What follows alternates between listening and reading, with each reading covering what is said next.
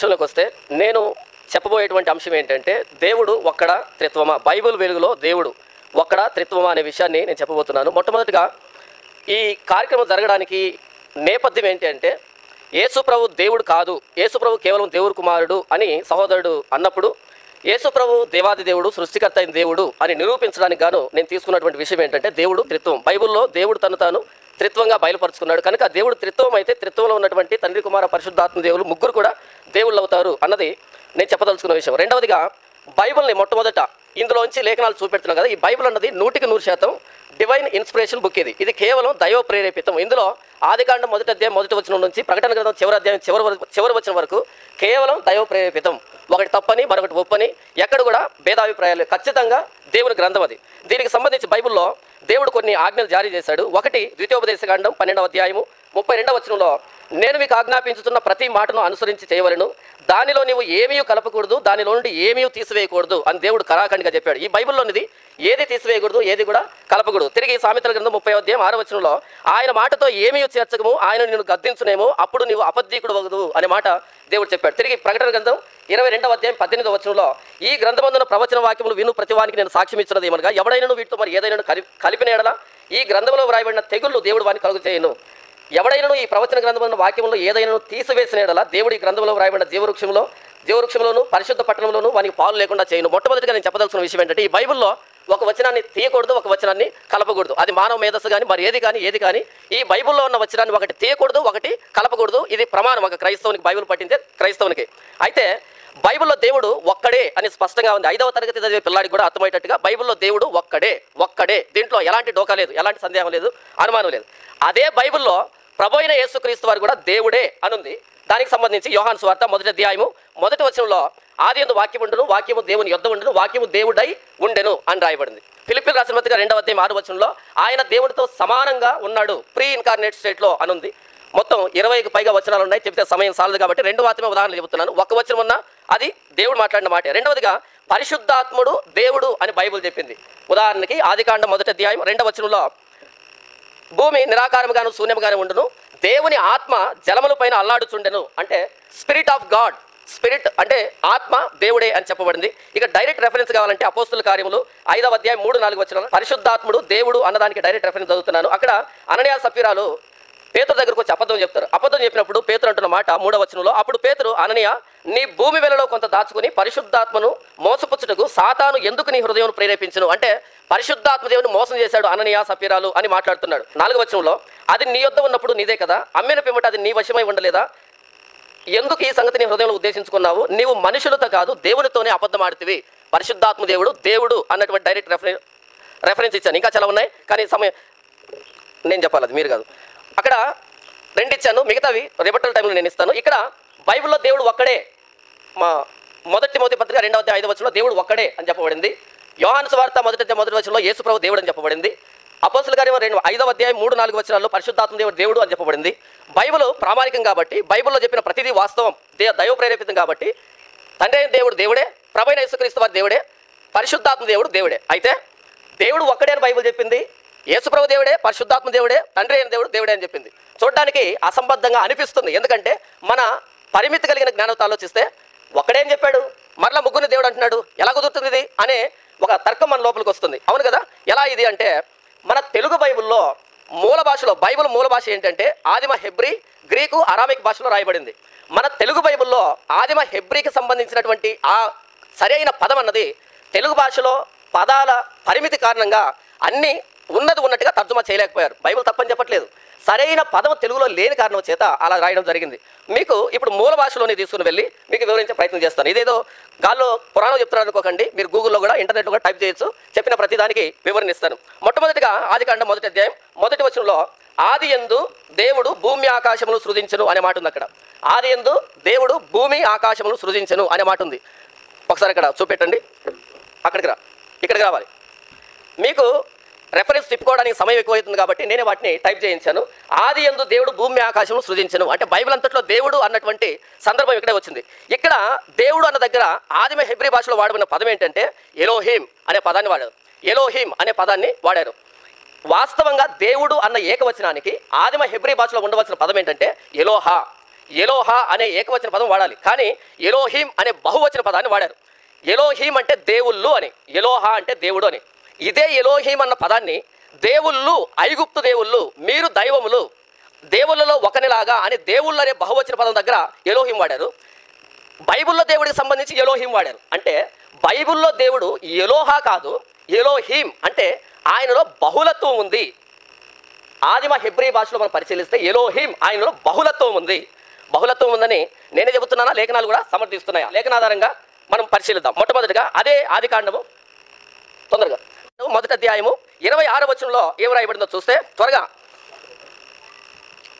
ఆదికాండము మొదటి అధ్యాయం 26వ వచనంలో నేనేం చెప్తున్నానంటే దేవునిలో బహుళత్వం ఉంది, దానికి లేఖనాధారాలు మాత్రం చూపెడుతున్నాను. ఆదికాండం మొదటి అధ్యాయం 26వ వచనంలో ఏముందంటే దేవుడు మన స్వరూపమందు మన పోలిక చొప్పున అని రాయబడింది. దేవుడు మన స్వరూపమందు, దేవుడు అంటే ఏకవచనమా బహువచనమా?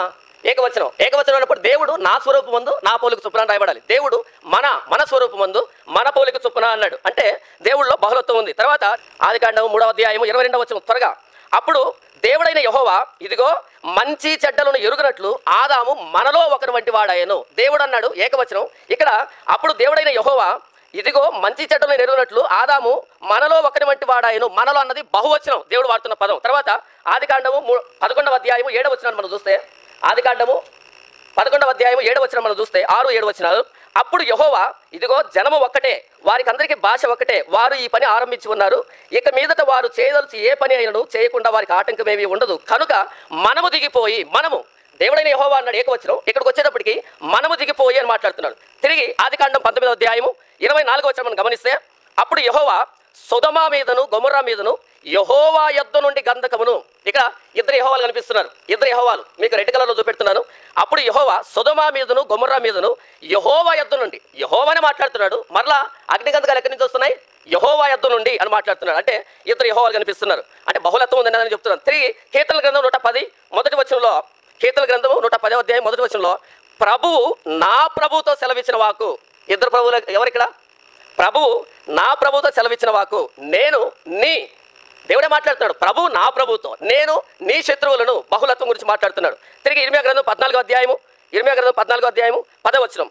ఇక్కడ యెహోవా ఈ జనులతో ఈ మాట సెలవిచ్చుతున్నాడు, ఈ జనులు తమ కాళ్ళకు అడ్డము లేకుండా తిరుగులాటుకు ఇచ్చగలవారు కనుక యెహోవా వారిని అంగీకరింపడు. మొదటి భాగంలో ఎవరు మాట్లాడుతున్నాడు? యెహోవాని మాట్లాడుతున్నాడు. మరలా ఎవరు అంగీకరింపడంట? యెహోవా అంగీకరింపడంట. ఇద్దరు యెహోవాలు కనిపిస్తున్నారు. మరలా చూడండి, యెహోవా ఈ జనులతో ఈ మాట సెలవిచ్చుతున్నాడు, ఈ జనులు తమ కాళ్ళకు అడ్డము లేకుండా తిరుగులాటుకు ఇచ్చగలవారు గనుక ఎవరు అంగీకరించరు? యెహోవా అంగీకరించడు. ఇద్దరు యెహోవాలు కనిపిస్తున్నారు. కీర్తనల గ్రంథము 45వ అధ్యాయము 6-7 వచనం మనం చూస్తే ఇక్కడ దేవా నీ సింహాసనము నిరంతరము నిలుచును, నీ రాజదండము న్యాయార్థమైన దండము, నీవు నీతిని ప్రేమించి భక్తిహీనతను ద్వేషించుతున్నావు, కావున దేవుడు నీ దేవుడే చెలికాండ్ర కంటే హెచ్చగినట్లుగా నిన్ను ఆనంద తైలంతో అభిషేకించి ఉన్నాడు. ఇక్కడ ఇద్దరు దేవులు కల్పిస్తున్నారు, దేవా అని సంబోధిస్తున్నాడు. దేవా నీ సింహాసనం నిరంతరం నిలుచును, నీ రాజదండము న్యాయార్థమైన దండము, నీవు నీతిని ప్రేమించి భక్తిహీనతను ద్వేషించుతున్నావు, కావున దేవుడు నీ దేవుడే. ఇద్దరు దేవులు కనిపిస్తున్నారు, దేవా అన్నాడు, మరలా నీ దేవుడు అంటున్నాడు, దేవుడు అంటున్నాడు, బహుళత్వం కనిపిస్తుంది దేవుల్లో. తిరిగి ఆమోసు గ్రంథం 4వ అధ్యాయము 11వ వచనం, ఇక్కడ దేవుడు సొదొమ గొమొర్రాలను బోర్ల దోసి నాశనం చేసినట్లు నేను మీలో కొందరిని నాశనం చేయగా, ఇక్కడ చూడండి ఒక ఆయన మాట్లాడుతున్నాడు, దేవుడు సొదొమ గొమొర్రాలను బోర్ల దోసి నాశనం చేసినట్లు దేవుడు సొదొమ గొమొర్రాలను నాశనం చేసినట్లు నేను మీలో కొందరిని నాశనం చేయగా మీరు మంటలోండి తీయమని కొరువులైనట్టు తప్పించుకుంటారు, అయినను నా తట్టు తిరిగిన వారు కాదు, ఇదే యెహోవాకు. ఇద్దరు కనిపిస్తున్నారు ఇక్కడ. తిరిగి జకర్యా గ్రంథం 2వ అధ్యాయము 10-13 వచనాల్లో, ఇక్కడ దీన్ని చాలా జాగ్రత్తగా మీరు ఆలోచించాలి. జకర్యా గ్రంథము 2వ అధ్యాయము 10-13 వచనాల్లో అక్కడ చాలా పెద్దది. సియోను నివాసులారా, నేను వచ్చి మీ మధ్యన నివాసం చేతును, సంతోషంగా ఉండి పాటలు పాడి, ఇదే యెహోవాకు. ఎవరు మాట్లాడుతున్నారు? యెహోవా మాట్లాడుతున్నాడు. ఆ దినమున అన్య జనులు అనేకులు యెహోవాను హత్తుకొని నాకు జనులగుదురు. ఎవరిని హత్తుకుంటారంట? యెహోవాను హత్తుకుని నాకు జనులగుదురు. అంటే ఇక్కడ యెహోవా ఒక ఆయన ఉన్నాడు, నాకొని మాట్లాడుతున్నా ఇంకొక ఆయన ఉన్నాడు. యెహోవాను హత్తుకుని నాకు జనులగుదురు, నేను మీ మధ్య నివాసం చేతును, అప్పుడు యెహోవా నన్ను మీ యొద్దకు పంపి ఉన్నాడని మీరు తెలుసుకుందరు. ఒక ఆయన పంపిస్తున్నాడు, ఒక ఆయన వస్తున్నాడు. మరియు తనకు స్వాస్థ్యమని యెహోవా ప్రతిష్ఠితమైన దేశంలో యోధాను స్వతంత్రించుకున్నాడు, యెరూషలేమును ఆయనను కోరుకున్నాడు. సకల జనములారా, యెహోవా తన పరిశుద్ధమైన నివాసం విడిచి వచ్చుతున్నాడు, ఆయన సన్నిధిని మౌనులై ఉండుడి. పైన ఏమన్నాడు? యెహోవా పంపిస్తున్నా అన్నాడు. కిందేమన్నాడు? యెహోవా వస్తున్నాడు అన్నాడు. అంటే ఇద్దరు కనిపిస్తున్నారు ఇక్కడ. మరొకసారి చూడండి, సియోను నివాసులారా, నేను వచ్చి మీ మధ్య నివాసం చేతును, సంతోషంగా పాటలు పాడి, ఇదే యెహోవా వాక్కు. ఆ దినమున అన్ని జనులు అనేకులు యెహోవాను హత్తుకుని నాకు జనులగుదురు. యెహోవాను హత్తుకుంటే నాకు జనులు అవుతారు. దేవునిలో బహుళత్వం గురించి మాట్లాడుతున్నారు. తిరిగి యెషయా గ్రంథము 48:16 వచనంలో, యెషయా గ్రంథం 48:16 వచనంలో, దయచేసి త్వరగా యెషయా గ్రంథం 48:16 వచనంలో, ఆది నుండి నేను రహస్యముగా మాట్లాడిన వాడును కాను, అది పుట్టిన కాలం మొదలుకొని నేను అక్కడ ఉన్నవాడును, ఇప్పుడు ప్రభువగు యెహోవాయు ఆయన ఆత్మయు నన్ను పంపెను. ముగ్గురు స్పష్టంగా కనిపిస్తున్నారు. ఇప్పుడు ప్రభువగు యెహోవాయు ఆయన ఆత్మయు నన్ను పంపెను. ప్రభువగు యెహోవా, ఆయన ఆత్మ, నన్ను. ఈ నన్నెవరు అనేది దేవుణ్ణిలో బహుళత్వం ఉంది అని దాన్ని చెప్తున్నా. అయితే ఇంతవరకు నేను ఏం చెప్పానంటే దేవుణ్ణిలో బహుళత్వం ఉంది. దేవుడు అన్న దగ్గర ఎలోహిం, ఎలోహా కాకుండా ఎలోహిం అని పెట్టారు. దేవుళ్ళలో బహుళత్వం ఉంది. అయితే ప్రశ్న ఒకటి వస్తుంది, దేవుళ్ళలో బహుళత్వం ఉంటే మరి మనకి ఆ ద్వితీయోపదేశకాండం 6వ అధ్యాయం 4వ వచనంలో ఏం రాయబడింది? ద్వితీయోపదేశకాండం 6వ అధ్యాయం 4వ వచనంలో షమా ఇశ్రాయేల్ యాహ్వే ఎలోహాను యాహ్వే యకాద్ అనే మాట ఉంది. హెబ్రీలు దీన్ని ప్రతిరోజు షమా ఒక ప్రార్థనగా దేవుడికి ప్రార్థన చేస్తారు హెబ్రీలు. ద్వితీయోపదేశకాండం 6వ అధ్యాయం 4వ వచనంలో షమా ఇశ్రాయేల్ యాహ్వే ఎలోహాను యాహ్వే యకాద్ అంటే అక్కడ అద్వితీయుడు అంటే ద్వితీయం కానివాడు అని తెలుగులో అర్థం వస్తుంది. అక్కడ వాడిన పదం ఏంటంటే యకాద్, ఒక్కడే అన్నదానికి వాడే పదం ఏంటంటే హెబ్రీ భాషలో యాఖిద్ అనే పదాన్ని వాడతారు. బహుళత్వానికి సంబంధించి యకాద్ అని వాడతారు. అద్వితీయుడు అన్న దగ్గర యకాద్ అనే పదాన్ని వాడారు. ఉదాహరణ వివరిస్తాను మీకు. యకాద్ అని ఎక్కడ వాడతారంటే జనము ఒక్కటే. జనము అంటే ఎంతమంది జనాభా అవసరం? ఒక్కడే వస్తాడా? గుంపు ఉంటారు, సమూహానికి సంబంధించింది.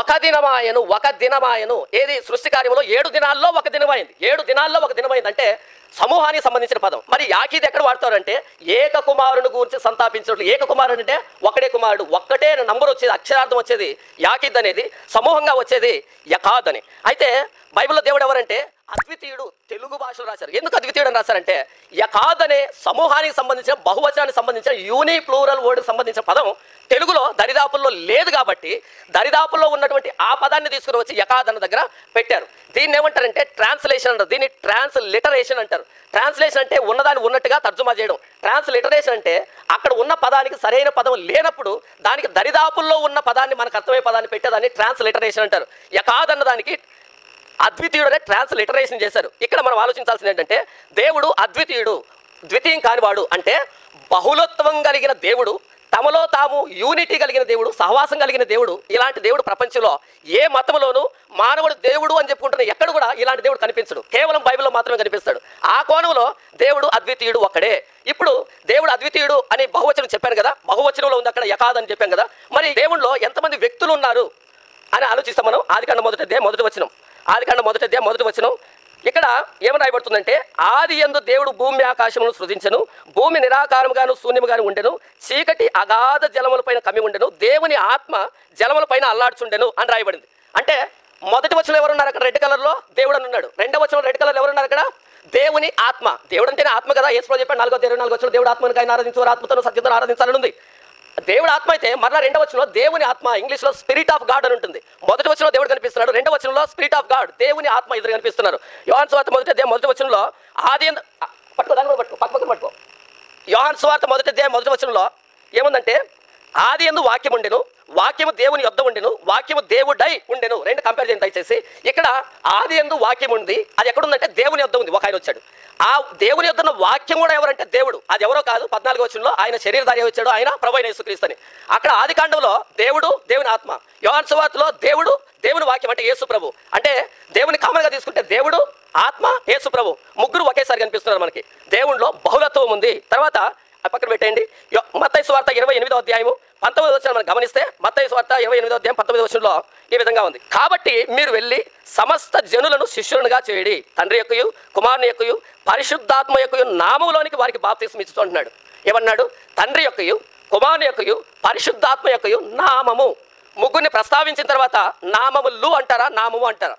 తండ్రి యొక్కయు కుమారుని యొక్కయు పరిశుద్ధాత్మ యొక్కయు నామములులోనికి అనాలి. కానీ తండ్రి యొక్కయు కుమారుని యొక్కయు నామము అని ఏకవచనాన్ని పెడుతున్నారంటే ఈ ముగ్గురు ఒకటే అని అర్థం వస్తుంది. ఇదే మనకి 2వ కొరింథీ పత్రిక లేదు అక్కడ 2వ కొరింథీ పత్రిక 13వ అధ్యాయం 14వ వచనంలో తండ్రి అయిన దేవుని ప్రేమయు ప్రభువైన యేసుక్రీస్తు వారి కృపయు పరిశుద్ధాత్మిక సహవాసమును మనకు తోడైన కానీ మాట్లాడతాడు. ముగ్గురిని ఒకే సమాన హోదా ఇచ్చి మాట్లాడుతున్నాడు. మనకు తెలిసిందే యేసు ప్రభు బాప్తిస్మం తీసుకున్నప్పుడు ఆయన నీళ్ళలో నిలబడుకుని ఉంటాడు. పరిశుద్ధాత్మ దేవుడు పౌర రూపంలో ఆయన మీదకి వచ్చి ఉంటాడు. పైనుంచి తండ్రి అయిన దేవుడు ఈయన నా ప్రియకుమారుడని ఆకాశాన్ని చీల్చుకొని మాట్లాడతాడు. ఒకే సమయంలో ముగ్గురు కనిపిస్తున్నారు. తిరిగి అపోస్తల కార్యం 7వ అధ్యాయం స్టెఫెను గారు మరణించేటప్పుడు స్టెఫెను ఏం చేశాడు చూద్దాం. 55వ వచనం.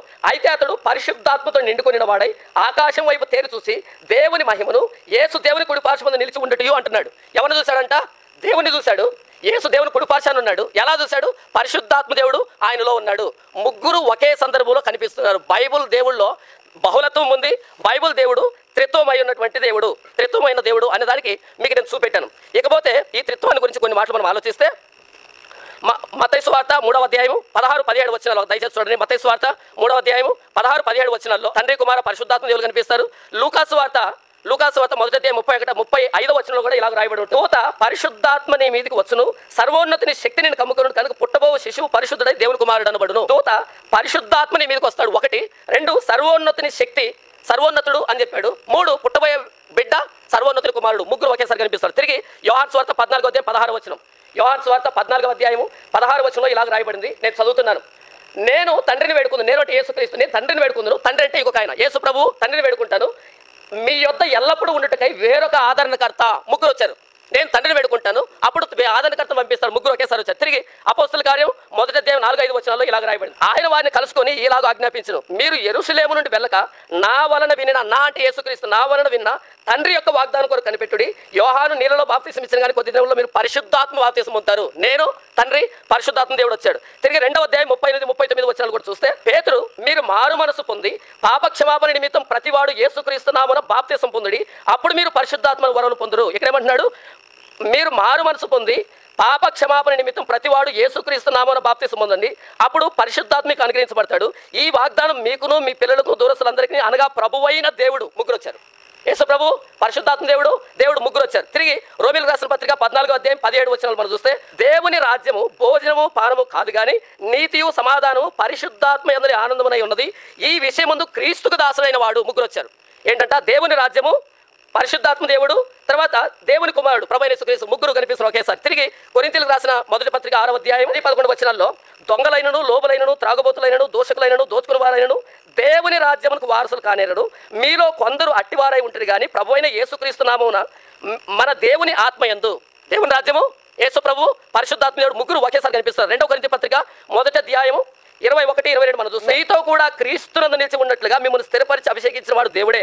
ఆయన మనకు ముద్ర వేసి మన హృదయంలో మనకు ఆత్మ అనే సంచకరం అనుగ్రహించాడు. పరిశుద్ధాత్మ దేవుడు, యేసు ప్రభు, దేవుడు ముగ్గురు ఒకేసారి కనిపిస్తున్నారు. గలతీయులకు రాసిన పత్రిక 4వ అధ్యాయం 4-6 వచనాల వరకు, అయితే కాలం పరిపూర్ణమైనప్పుడు దేవుడు తన కుమారుని పంపెను, ఆయన స్త్రీ యందు పుట్టి మనం దత్తపుత్రులను కావాలని ధర్మశాస్త్రమునకు లోబడి ఉన్న వారిని విమోచించుటకై ధర్మశాస్త్రమునకు లోబడిన వాడాయను, మరియు మీరు కుమారులైనందున నాయన తండ్రి అని మొరపెట్టు తన కుమారుని ఆత్మను. 3 వచ్చారు.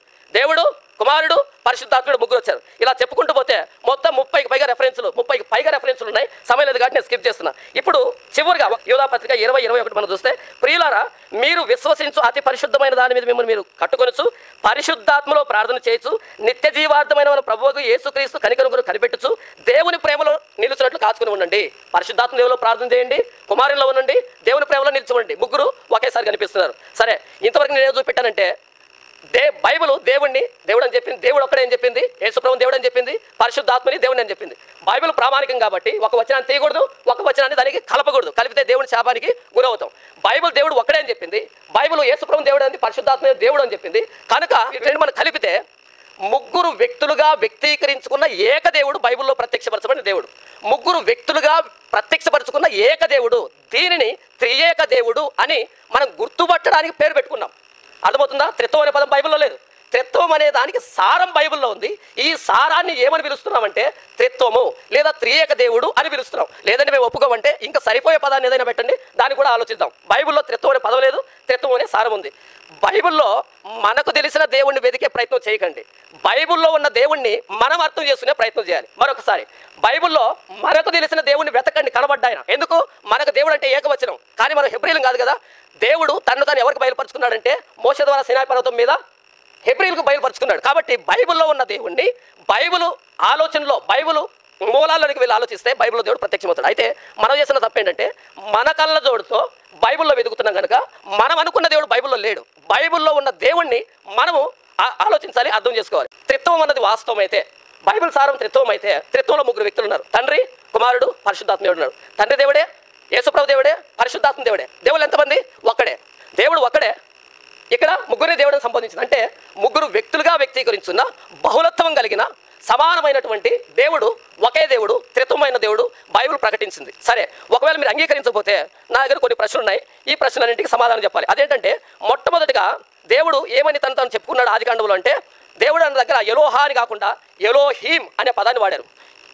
ఎలోహా అనే ఏకవచన పదం అవైలబిలిటీలో ఉన్నప్పుడు, అందుబాటులో ఉన్నప్పుడు ఎలోహీమ్ అనే పదాన్ని ఎందుకు వాడవలసి వచ్చింది?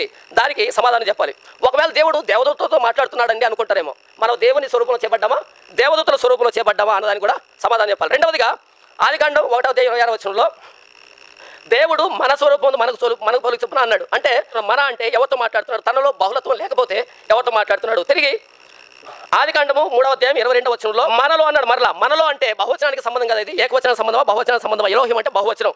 తిరిగి ఆదికాండం 11:6-7 వచనాల్లో ఏం రాయబడిందంటే మనము దిగిపోయి అని రాయబడింది. మనం అంటే బాబెల్ గోపురం దగ్గర భాషలు తారుమారు చేయడానికి దేవుడు దేవదూతలతో కలిసి దిగి వచ్చాడా, లేకపోతే త్రిత్వమైన దేవుడు తన ముగ్గురు వ్యక్తులతో వచ్చాడా అన్నది మనం ఆలోచించాలి. తిరిగి ఆదికాండం 19:24లో అప్పుడు యెహోవా ఎదురు అగ్నిగంధకం అన్నాడు. ఇక్కడ ఇద్దరు యెహోవాలు కనిపిస్తున్నారు. ఇద్దరు యెహోవాలు ఎవరో సమాధానం చెప్పాలి. తిరిగి కీర్తన గ్రంథం 110:1 వచనం ప్రకారంగా ప్రభువు నా ప్రభుతో సెలవిచ్చిన మాట అని రాయబడింది. ఇదే మాటని ప్రభువైన యేసుక్రీస్తు వారు మార్క్స్ వార్త 14:62లో ఇది నా గురించే అని మాట్లాడాడు. ప్రభు నా ప్రభుతో సెలవిచ్చిన వాక్యం అన్నదాన్ని మార్క్స్ వార్త 14:62 వచనంలో యేసు ప్రభు తన గురించి చెప్పుకున్నాడు. అంటే ఇక్కడ దేవుడు దేవా అంటున్నది యేసుక్రీస్తున, దీనికి సమాధానం చెప్పాలి.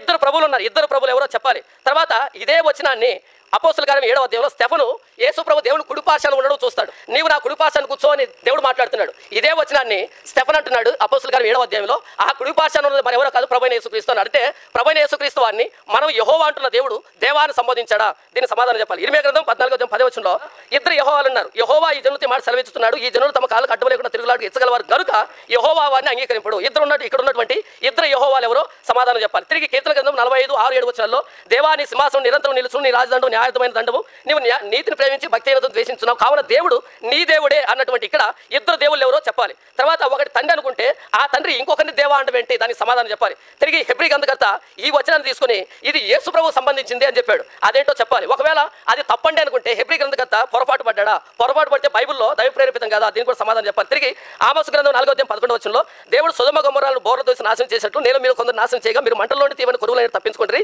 అయినను మీరు నా తట్టు తిరిగిన వారు కాదు, ఇదే యెహోవా వాక్కు అంటున్నాడు. ఇక్కడ నేను నా అన్నది వచ్చింది. నేనంటే ఎవరు, నా అని ఎవరు మాట్లాడుతున్నారు? సమాధానం చెప్పాలి. నేను నా అనే వ్యక్తిని యెహోవా అని పై వాక్యం చెప్తుంది. మరి మొదటి భాగంలో ఉన్న సొదొమ గొమొర్రాలను నాశనం చేసిన దేవుడు ఎవరు?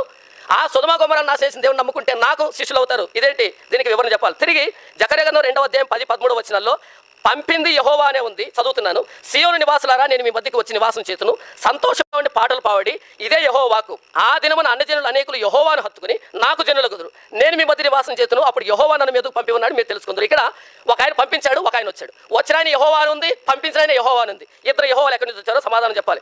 యెహోవాను హత్తుకుంటే నాకు జనులు అవుతారు. ఇదేంటిది? ఈ సంబంధం ఏంటో సమాధానం చెప్పాలి. యెషయా గ్రంథం 48వ అధ్యాయం 16వ వచనంలో నేను ఆది నుండి నేను రహస్యంగా మాట్లాడినవాడు కాదు, అది పుట్టిన కాలం మొదలుకొని నేను అక్కడ ఉన్నవాడును, ఇప్పుడు ప్రభువుకు యెహోవాయు ఆయన ఆత్మయు నన్ను పంపిన అని రాయబడింది. ముగ్గురు కనిపిస్తున్నారు. ప్రభువుకు యెహోవా ఆయన ఆత్మ నన్ను పంపాడు. ఇక్కడ ముగ్గురు వ్యక్తులు ఎవరు సంబంధం చెప్పాలి? ఆ ముగ్గురికి మధ్య సంబంధం ఏంటి అసలు అనేది సమాధానం చెప్పాలి. తిరిగి ద్వితీయోపదేశకాండం 6వ అధ్యాయం 4వ వచనంలో ఇక్కడ షమా ఇశ్రాయేల్ యాహ్వే ఎలోహాయును యాహ్వే యకాద్ అని ఉంది. అద్వితీయుడు అన్న దగ్గర యాకీద్ అని పదం పెడితే సరిపోతుందిగా, ఏకవచన పదం. యాకీద్ బదులు యకాద్ అని పెట్టారు. ఎందుకు? ఏకవచనం ఉన్నప్పుడు యూని ప్లూరల్ వర్డ్ బహువచన పదమైనటువంటి యకాద్ అని పెట్టారు. దానికి సమాధానం చెప్పాలి. తిరిగి ఇక్కడ ఇంకొక మాట ఏంటంటే దేవుడు అద్వితీయుడు అంటే దేవుడు యేసు ప్రభువును పరిశుద్ధాత్మ దేవుని మనసులో పెట్టుకొని నేను అద్వితీయుని అన్నాడా, లేకపోతే చుట్టుపక్కల ఉన్నటువంటి విగ్రహాలు మనసులో పెట్టుకొని నేను అద్వితీయుని అని చెప్పాడా అన్నదానికి సమాధానం చెప్పాలి. తర్వాత ఆదికాండం 1వ అధ్యాయము 1-2 వచ్చి మనం గమనిస్తే ఆది యందు దేవుడు భూమి ఆకాశం సృజించెను, భూమి నిరాకారంగాను శూన్యముగాను ఉండెను, చీకటి అగాధ జలముల పైన కమ్మి ఉండెను, దేవుని ఆత్మ జలముల పైన అల్లాడుచుండెను అని ఉంది. దేవుని ఆత్మ కనిపిస్తుంది. దేవుడు అంటే ఆత్మ, మరలా దేవుని ఆత్మ ఏంటి? దేవుడు అంటేనే ఆత్మ, మరలా దేవుని ఆత్మ ఏంటి? స్పిరిట్ ఆఫ్ గాడ్ ఉంది, అంటే ఆత్మ దేవుడు అని. తర్వాత దేవుని ఆత్మ జలంపై అల్లాడుచుండని రాయబడింది కదా. సృష్టిని చేస్తుంది ఎవరు? దేవుడైన యెహోవా చేస్తున్నాడు. మరి దేవుడైన యెహోవా సృష్టిని చేస్తుంటే దేవుని ఆత్మకి అక్కడేం పని, ఆయన ఏం పని చేశాడు, ఎందుకు ఆ పదప్రయోగం జరిగింది అనేది మనకి ఇక్కడ చెప్పాలి. తర్వాత యోహాను సువార్త 1వ అధ్యాయం 1-14 వచనంలో ఆది యందు వాక్యం ఉండెను, వాక్యం దేవుని యొద్ద ఉండెను, వాక్యం దేవుడై ఉండెను, ఆ వాక్యం శరీరధారి అని యేసు ప్రభువు చెప్పుకుంటూ వచ్చింది. ఇక్కడ యూదుడైన యోహానికి, యోహాను ఎవరింతకి? యూదుడైన యోహానికి దేవుడు ఒక్కడే అని నమ్మే యోహాను గారికి ఆది యందు వాక్యం ఉంది, వాక్యం దేవుని యొద్ద ఉంది, వాక్యం దేవుడై ఉంది. ఆయనకు అర్థం కాలేదా? ముందు ఒక దేవుని రాసి మరలా దేవుడు వాక్యం దేవుడై ఉందని రాసి ఆ వాక్యం మరెవరే కాదు, ఆయన శరీరధారి వచ్చాడు, ఆయన ప్రభువైన యేసుక్రీస్తు అని చెప్పడానికి యూదుడైన యోహాను ఇద్దరు దేవుళ్ళు పరిచయం చేస్తున్నాడు, లేక ఒకే దేవుల్లో ఉన్న బహుళత్వాన్ని పరిచయం పరిచయం చేస్తున్నాడు అన్న దానికి సమాధానం చెప్పాలి. తిరిగి ముగ్గురు దేవుళ్ళు అక్కడ దేవుడైన వాక్యం అంటే ఎప్పటి నుంచి వాక్యం దేవుడై ఉన్నది దానికి సమాధానం చెప్పాలి. ఆ వాక్యమే శరీరధారి యేసుగా మారితే మరి యేసు శరీరాన్ని ధరించక ముందు ఆయన ఏ స్థితిలో ఉన్నాడో చెప్పాలి. తిరిగి మత్తయి సువార్త 28:18-19 వచనాల్లో కాబట్టి మీరు వెళ్ళి సమస్త జనులను శిష్యులుగా చేయడి, తండ్రి యొక్కయు కుమారుని యొక్కయు పరిశుద్ధాత్మ యొక్కయు నామములోనికి వారికి బాప్తిసం ఇచ్చుచు అన్నాడు. ఇక్కడ ముగ్గురు చెప్పాడు, తండ్రి కుమారు పరిశుద్ధాత్మ చెప్పాడు. తిరిగి నామములో అనకుండా నామము అని ఏకవచనాన్ని ప్రయోగించాడు. అంటే ముగ్గురిని చెప్పాడు, ఏకవచనాన్ని ప్రయోగించాడు. దీని అర్థం ఏంటి? ఒకే దేవుడు ముగ్గురు వ్యక్తులుగా ఉన్నాడని అర్థం కదా? లేకపోతే ముగ్గురిని పరిచయం చేస్తూ ఏకవచనం రాశాడంటే పొరపాటు ఏమైనా పడిందా? ఒకవేళ పొరపాటు పడితే దైవ గ్రంథంలో పొరపాట్లు ఎందుకు పడతాయి? తర్వాత రెండవ క్వశ్చన్ ఏంటంటే ముగ్గురికి సమాన హోదా ఇవ్వబడింది. The father, the son, the spirit, the అనే ఆర్టికల్ పెట్టారు అక్కడ. అంటే ముగ్గురికి సమాన హోదా ఇవ్వబడింది. తండ్రి కుమారుడు పరిశుద్ధాత్మ దేవుడు అన్నప్పుడు ముగ్గురికి సమానం ఇస్తే కుమారుడు తండ్రికి ఎలా సమానం అవుతాడు, పరిశుద్ధాత్మ దేవుడు తండ్రికి ఎలా సమానం అవుతాడు? మనం తప్పుగా అర్థం చేస్తున్నావా, ఇక్కడ తప్పుగా రాయబడిందా అనేది మనం ఆలోచించాలి. తర్వాత మూడవదిగా సమస్త జనులను శిష్యులుగా చేయండి అంటున్నాడు. కాబట్టి మీరు సమస్త జనులను శిష్యులుగా చేయండి. ఎలా చేయాలి? తండ్రి యొక్క కుమారుని యొక్క పరిశుద్ధాత్మకు నామములోనికి బాప్తిస్మం చేయాలి. అయితే సమస్త జనులను శిష్యులుగా చేయాలంటే తండ్రికి శిష్యులుగా చేయాలన్నా, కుమారుడికి శిష్యులుగా చేయాలన్నా, పరిశుద్ధాత్మ దేవుడికి శిష్యులుగా చేయాలన్నా? లేకపోతే కుమారుడికి శిష్యుడైతే తండ్రికి శిష్యుడైనట్టేనా, తండ్రికి శిష్యుడైతే కుమారుడికి శిష్యుడైనట్టేనా? ఎందుకు ఇలా రాయబడింది? దయచేసి సమాధానం చెప్పాలి. తిరిగి ఇక్కడ యేసు స్వయంగా తండ్రి కుమార పరిశుద్ధాత్మ నామములో అంటూ ఉంటే, తండ్రి కుమార పరిశుద్ధాత్మ దేవుని నామములో బాప్తిస్మం అంటూ ఉంటే, అపోస్తలుల గారు 2వ అధ్యాయంలో అపోస్తలుడైన పేతురు యేసుక్రీస్తు నామములో బాప్తిస్మం ఇచ్చాడు. యేసు ప్రభు స్వయాన తండ్రి కుమార పరిశుద్ధాత్మ దేవుని నామములో బాప్తిస్మం అంటే అపోస్తలుడైన పేతురు మాత్రం మీరు ప్రభు అయిన యేసుక్రీస్తు నామములో బాప్తిస్మం పొందండి అని చెప్పాడు. అంటే పేతురు తప్పు చేశాడా, యేసు ప్రభు తప్పు చెప్పాడా?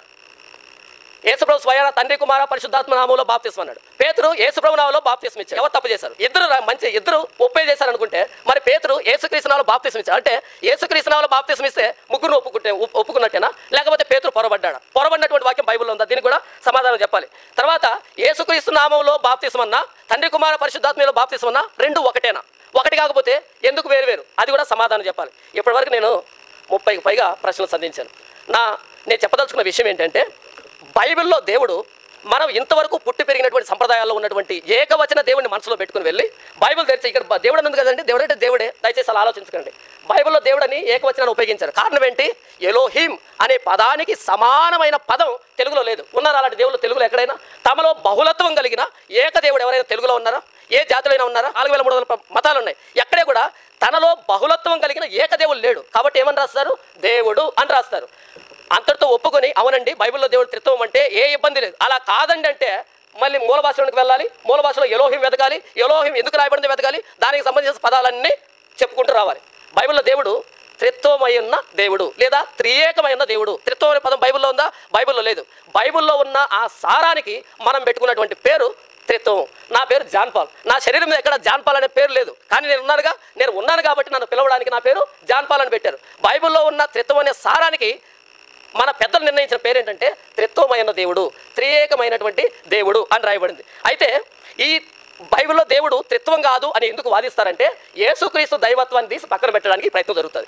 ఎందుకు బైబిల్లో దేవుడు త్రిత్వం కాదు అనే వాదన వచ్చిందంటే క్రీస్తు శకం 190లో, అంటే అప్పటికి అపోస్తులు అని పేరు. క్రీస్తు శకం 98కి అపోస్తులుడైన చివరి అపోస్తులుడు యోహాన్ గారు మరణించారు. అటు తర్వాత అపోస్తుల శిష్యులు వచ్చారు. వాళ్ళు కూడా 168కి చనిపోయారు. 190లో క్రీస్తు శకంలో థియోడోటస్ అనే ఒక చర్మకారుడు, లెదర్ మర్చెంట్ ఒక ఆయన వచ్చాడు. ఆయన మొట్టమొదటి స్టేట్మెంట్ చేశాడు. ఏమనంటే I have believed in God not in man అన్నాడు.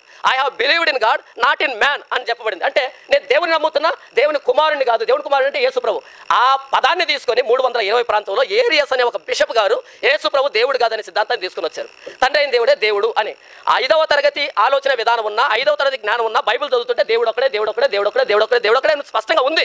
అయితే మళ్ళీ యేసు దేవుడు ఎట్టవుతాడు? పరిశుద్ధాత్మ దేవుడు ఎట్టవుతాడు? మరి దేవుడు కానప్పుడు బైబిల్ అసంబద్ధాలు ఉన్నాయా? బైబిల్ అసంబద్ధాలు అంటే బైబిల్ దైవ గ్రంథం కదా. బైబిల్ దైవ గ్రంథం కాకపోతే మనం నమ్ముతున్న విశ్వాసం వ్యర్థమైందే కదా. బైబిల్ రెండూ చెప్పిందంటే ఇప్పుడు ఆగి ఎందుకు అలా పదప్రయోగం చేశారో దాన్ని ఆలోచించాల్సిన బాధ్యత మన మీద ఉంది. అంతేగాని యేసుప్రభు దేవుడు కాదు అని వాదించుకుంటూ యేసుప్రభు దేవుడు కాకపోతే నీకోసం నా కోసం ప్రాణం పెట్టాడు ఆయన, కల్వరి శిలువ మీద మరణించాడు ఆయన. బైబిల్ ఒక మాట ఉంటుంది, యేసుప్రభు ఎందుకు లోకానికి వచ్చాడంటే కోడల యొక్కయు గొర్రెల యొక్కయు పొట్టేల యొక్కయు మేకల యొక్కయు రక్తము పాప క్షమాపణ సంపూర్ణంగా చేయలేకపోయింది మానవుడిని.